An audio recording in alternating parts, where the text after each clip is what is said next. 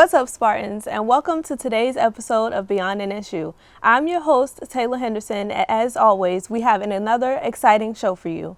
Now, if you're a Boston Celtics or maybe even a Charlotte Knights fan, I just gave you a clue about our guest for today. Boston native and Norfolk State alum Mel Renzo Brooks is back for homecoming weekend, and we are super excited to hear from him today. Renzo, welcome back. Thank you. Thank you. Happy to be back. Happy to be back. I was going to say, how does it feel to be back at your alma mater? Oh, it's love. It's love. Man, it's so much to say. COVID took us out for a little bit, so had a hiatus. 3 years, I think it's been since I've been here. Wow. In 3 years. I mean, homecoming is an every year tradition. Every year. Especially for the alum. It's our time to come back and just really reconnect with everybody. And I think to have that hiatus of 3 years, to be back this year, it's just massive. I mean, the love is real. We haven't even done anything yet, right? It's Friday, pep rally or whatever is on deck. Just getting started. But yeah, it feels great to be back. Yeah. Yeah. So you're from Boston, born and raised. How did you end up in Norfolk? How did you end up at Norfolk State University? Okay. Get asked that question a lot. I'm sure. Boston, by the way, by way of Roxbury, Dorchester. Y'all better know. All right. How did I get back here? I ran out of gas. I don't know. Plain and simple. Ran out of gas. I ran out of gas. No, I didn't run out of gas. To be honest with you, I was back in Boston. I wanted to leave the city. Things were getting kind of bad back where I was from, and I just wanted something new. Wanted to do the HBCU thing. Back then, I'm not trying to date myself, but the HBCU love, it wasn't as much love publicly as it's getting now. Like now, everybody's all about the HBCU. Right. Back then, I feel like they were deterring you a little bit more. Like, I'm not sure. Right. You should do HBCU. You should, go to a more established college, and it was just like, nah, establish our own. Right. So, I wanted to go to HBCU, wanted a good mass comm program as well. And so, after weeding through a couple of things, Norfolk State was the better fit. So I'm happy I became a Spartan, and I'm proud to be one today. I would say there's nothing like that green and gold at all. You better behold. At all. Uh-huh. You're a 2010 grad. Yep. Correct. What was your first gig or what was your first job right out of getting your master's?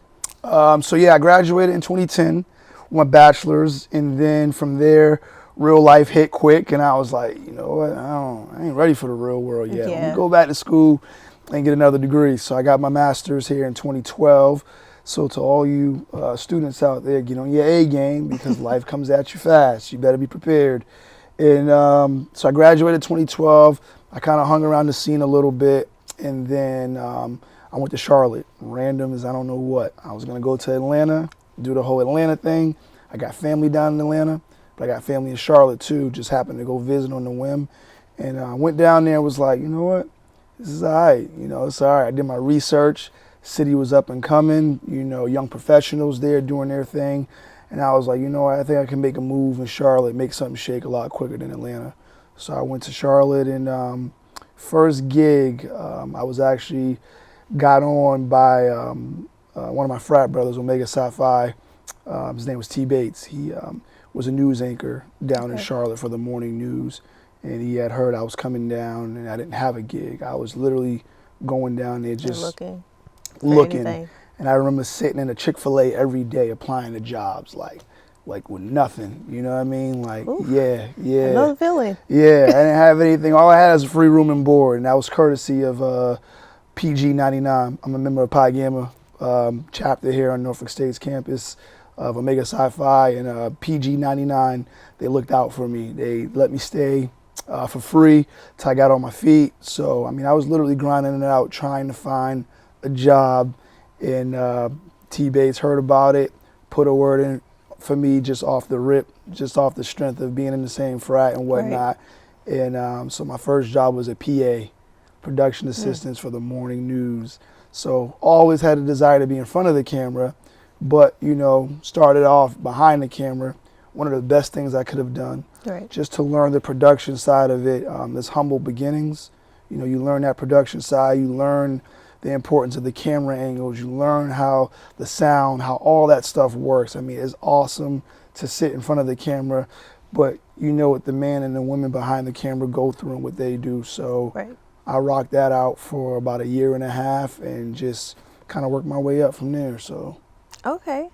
So in 2017, Mm-hmm. I heard that you graduated from the Charlotte Fire Department. That's right, class 101. Training. Yep. How did you go from mass comm into PA to fire? Oh man, tapping into all them dreams, just knocking them all out. I've always had a love for the fire service. Okay. Growing up, I've had some influential people in my life who were in the fire service. So that was always a passion of mine and something I wanted to do. And at that time, mass comm, as you know, it is a tough field. It is a tough field. It's one of those fields where, sometimes things don't always line up the way you want it to. And so the fire service, they were hiring. I was like, I really want to be a firefighter. So I went and I tackled that dream. And I'm glad I did it. And So I've been knocking doing it out ever dreams since. one at a One time. at a time. A little bit of everywhere. So. Yeah. And you were a game day host for the Boston Celtics and the Charlotte Knights. Correct. Do you miss it? Like, what was the best part of that job? Yeah, so I could backtrack a little bit.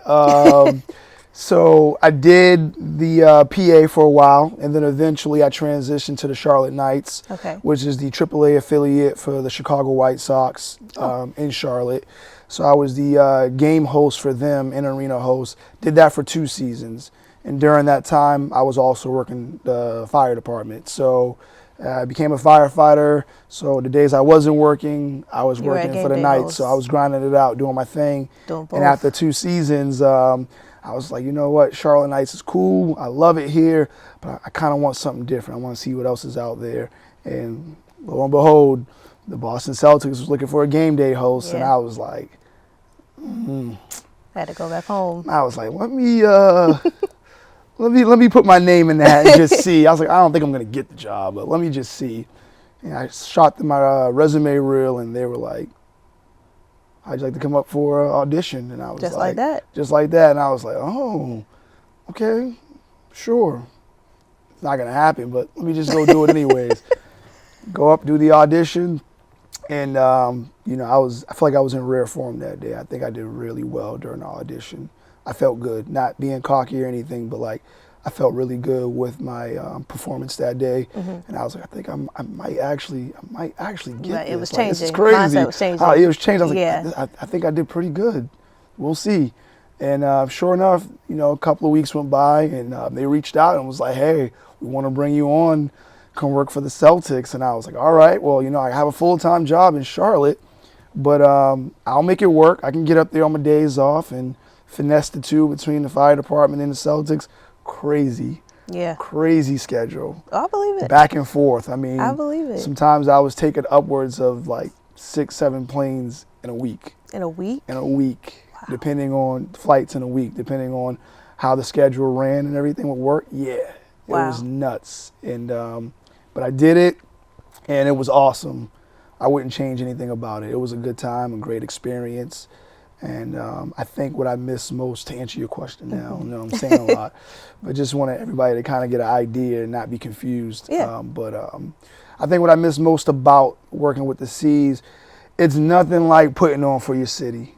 Boston is my home. Love. That hometown love is nothing like it. Putting on for the city, being able to do what you love, and your family being able to be there and being able to watch. Like my mom and dad to come to the game, to give them that experience. My nephews at the time, like to give them that experience. And even to hear them talk to their friends at school and be like, my uncle's the voice of the Celtics. And it was just like, that was cool. It was cool to hear that and hear them talk like that and to put on for the city. And to also show, little boys and girls that look like us, like, hey, you can do this. Right. Sky's the limit. Don't ever limit yourself. Like, you can come do this as well. So it could be attainable. So that was cool. Yeah. Well, that's all the time that we have for you today. Spartans, it's homecoming. We outside, but be smart and be safe. Thank you guys for tuning in. And Renzo, thank you for joining me today. Thank you for having me. Until next time, I'm your host, Taylor Henderson. And as always, behold the green and gold.